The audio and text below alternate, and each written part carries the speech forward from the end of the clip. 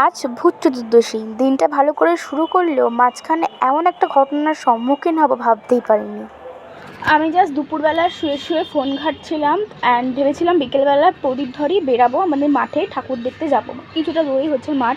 তো মা ফোন করে বললো নাকি মাঠে আগুন লেগেছে, মাঠে যে খাওয়ার দোকানগুলো ছিল ওখানে নাকি সিলিন্ডারে আগুন লেগে পর পর বাস্ট করছে। মানে আমি আগুন লেগেছে কথাটা শুনি আমি ফটাফট করে বেরিয়ে গেলাম কিছুটা দূর, যার মধ্যে একটা সিলিন্ডার বাস্ট করলে এত জোরে সবাই লিটারালি পালিয়ে আসছিল। মাঝখানে গাড়ির এত জ্যাম ছিল যে আমি কোনো মতে আমি এত হাত পা আমার থরথর করে কাঁপছিল, মাকে ফোন করছি, মাকে ফোন পাচ্ছি না বলে আসলাম। বাড়ি যেই ঢুকলাম অমনি তখনই আর একটা সিলিন্ডার বাস্ট করলো অ্যান্ড এখন এই কালো ধোঁয়া। মানে আমি সকালবেলা গেছিলাম বাজারে, তখন দেখলাম প্যান্ডেলটা আছে, আমি ঠিক আছে পরে দেখবো বিকেলবেলা গিয়ে, বাট এখন এই অবস্থা। আমি জানি না আদৌ কী হবে, কতটা রিকভার করতে পারবে। কালকেই কালী পুজো, মার পুজোর আগের দিন এরকম একটা বিচ্ছিরি ঘটনা ঘটলো।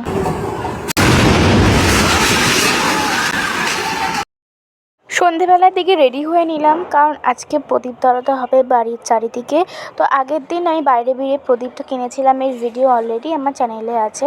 আমি 12খানা কিনেছিলাম নর্মাল প্রদীপ, আর 2খানার ডিজাইনার কিনেছিলাম, একটা ঠাকুরের ওখানে দেওয়ার জন্য আর একটা তুলসী তলায় দেওয়ার জন্য।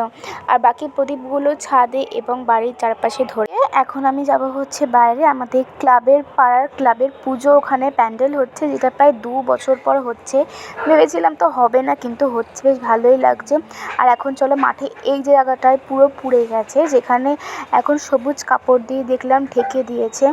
আর প্যান্ডেলটা দেখলাম কোনো ক্ষতি হয়নি, কিন্তু যেটা আমাকে সবচেয়ে বেশি অবাক করেছে সেটা হচ্ছে দুপুরবেলা বা বিকেলবেলার দিকে আমার একটা ঘটনা ঘটলো অ্যান্ড সন্ধেবেলা গিয়ে দেখলাম সবাই ভিড়, সবাই ঠাকুর দেখছে, খাচ্ছে, ঘুরছে।